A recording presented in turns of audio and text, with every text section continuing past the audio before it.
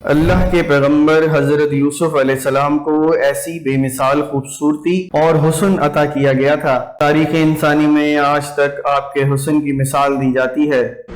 شاعر اپنی شاعری اور قصہ گو اپنی قصہ کہانیوں میں حضرت یوسف علیہ السلام کی خوبصورتی کا ذکر کثرت سے کرتے آئے ہیں۔ حسن اور خوب روئی کا کوئی پہلو ایسا نہ تھا جو آپ میں نہ تھا۔ یوسف علیہ السلام کا نیک اخلاق، بردباری اور نرم مزاجی نے آپ کے حسن اور خوبصورتی میں مزید اضافہ کر دیا تھا۔ کوئی شخص بھی یوسف علیہ السلام کو پہلی مرتبہ دیکھنے پر ہی آپ کا فرفتہ اور حسن کا قائل ہو جاتا، مگر آپ کی اس بے مثال خوبصورتی کا ایک المناک پہلو یہ تھا کہ اسی حسن کی وجہ سے آپ کی زندگی بہت سی مشکلات کا شکار ہوئی اور آپ کا حسن ہی آپ کے لیے مصائب اور آزمائشوں کا سبب بن گیا۔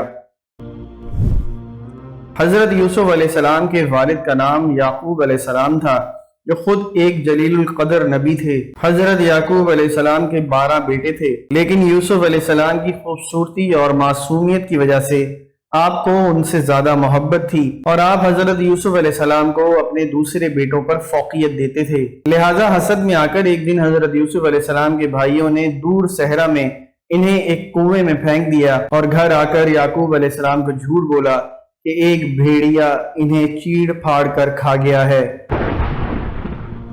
اس پر آپ یوسف علیہ السلام کی قمیض لے کر روتے روتے اپنے حجرے میں چلے گئے۔ آپ کافی عرصہ یوں ہی روتے رہے اور اپنے بیٹوں سے ناراض رہے۔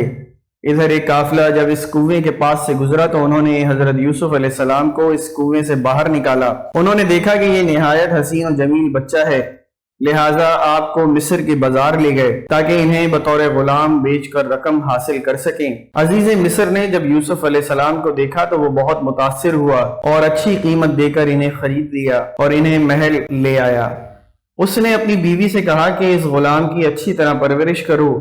روایتوں میں آتا ہے کہ عزیز مصر کا اصل نام عطفیر ابن رہیب تھا اور وہ مصر کا وزیر مملکت تھا اور اس کی بیوی کا نام زلیخا تھا۔ حضرت یوسف علیہ السلام عزیز مصر کے محل میں زلیخا کی نگرانی میں پلے بڑھے اور جوان ہوئے۔ جب آپ پر عالم شباب آیا تو خوبصورتی اور حسن میں مزید اضافہ ہو گیا۔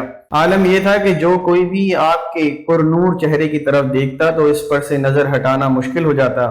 ایک حدیث میں رسول اللہ صلی اللہ علیہ وسلم نے فرمایا کہ جب دنیا بنی تو حسن کے 3 حصے کیے گئے، جن میں ایک حصہ حضرت یوسف علیہ السلام کو دیا گیا، ایک حصہ ان کی والدہ کو دیا گیا اور ایک حصہ پوری دنیا میں تقسیم کیا گیا۔ عزیز مصر کی بیوی زلیخا آپ کی خوبصورتی اور حسن کے ساتھ دیانت، شرافت، پاکیزگی اور سچائی سے بھی بہت متاثر تھی، لیکن ابھی اللہ کو حضرت یوسف علیہ السلام کو مزید امتحانات سے گزارنا تھا۔ وقت کے ساتھ عزیز مصر کی بیوی زلیخا یوسف علیہ السلام کے حسن سے معروف ہو کر آپ کے عشق میں مبتلا ہو گئی۔ ایک دن زلیخا نے یوسف علیہ السلام کو اپنی خوابگاہ میں بلا لیا اور دروازے بند کر کے اپنی حرام خواہش کو ظاہر کیا۔ حضرت یوسف علیہ السلام نے اللہ کا نام لیا اور خوف کھاتے ہوئے دروازے کی جانب بڑھے۔ زلیخا ان کو پکڑنے کے لیے ان کے پیچھے دوڑی۔ ان کی قمیض کا پچھلا دامن اس کے ہاتھ میں آ گیا، جسے اس نے اپنی طرف کھینچا تو وہ پھٹ گیا۔ حضرت یوسف علیہ السلام باہر نکلے تو سامنے عزیز مصر کھڑا تھا، پیچھے زلیخا بھی باہر آ گئی۔ اس نے شوہر کو دروازے پر کھڑا دیکھا تو معصوم بن گئی اور یوسف علیہ السلام پر الزام لگاتے ہوئے کہا کہ یوسف میرے ساتھ غلط ارادہ رکھتا ہے، لہٰذا اسے سخت سزا دی جائے۔ جب عزیز مصر نے یوسف علیہ السلام کی قمیض کو دیکھا تو وہ پیچھے سے پھٹی ہوئی تھی، جو اس بات کی دلیل تھی کہ یوسف علیہ السلام سچے ہیں اور زلیخا کا ارادہ غلط تھا۔ وہی اللہ کی طرف سے ایک معجزہ سرزد ہو گیا اور محل میں موجود ایک دودھ پیتا بچہ اللہ کے حکم سے بول اٹھا اور اس نے گواہی دی کہ یہ یوسف علیہ السلام پاک دامن اور سچے ہیں۔ یوں عزیز مصر کے سامنے سچائی واضح ہو گئی، لیکن اپنی بیوی کی بدنامی کی خاطر وہ خاموش ہو گیا اور بات کو رفع دفع کر دیا۔ یہ واقعہ آہستہ آہستہ پورے شہر میں عام ہو گیا، لہٰذا مصر کے لوگوں نے زلیخا پر طعنہ و طنز کرنا شروع کر دیے کہ عزیز مصر کی بیوی خود اپنے ہی غلام کے عشق میں مبتلا ہو گئی ہے۔ ان چرچوں سے تنگ آ کر زلیخا نے بڑی دعوت رکھی، جس میں شہر بھر کی معزز خواتین کو کھانے پر دعوت دی گئی۔ جب دعوت کا آغاز ہوا تو زلیخا نے تمام عورتوں کو ایک چھری اور پھل دے کر اسے کاٹنے کو کہا۔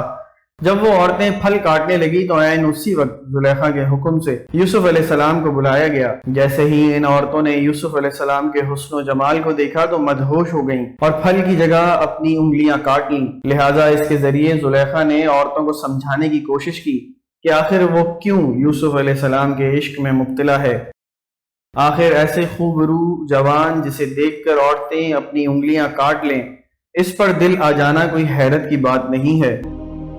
اس واقعے کے بعد ہر دن مصر کی کوئی نہ کوئی عورت یوسف علیہ السلام سے رابطے کی درخواست کرتی تھی، لہٰذا آپ علیہ السلام نے اللہ سے دعا کی کہ ان سے نجات مل جائے۔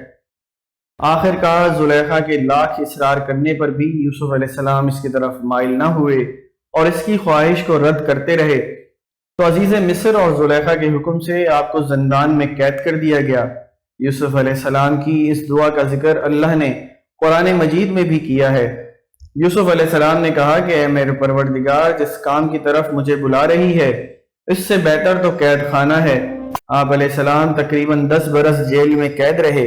مصر کے بادشاہ نے آپ کو کس طرح آزاد کر دیا، آپ عزیز مصر کیسے بنے، اور آپ علیہ السلام اپنے والد اور بھائیوں سے کیسے ملے، اس واقعے کا ذکر ہم کسی اور ویڈیو میں کریں گے۔ فی الحال اس واقعے میں یہ پیغام ہے کہ اللہ کے نبی یوسف علیہ السلام نے گناہ اور اللہ کی نافرمانی سے بچنے کی خاطر کتنی مشکلات کا سامنا کیا اور قید و بند کی مصیبتیں جھیلی۔ اس کے باوجود آپ ثابت قدم رہے اور پروردگار کو راضی کرنے کے لیے اپنے نفس کو زیر کیا۔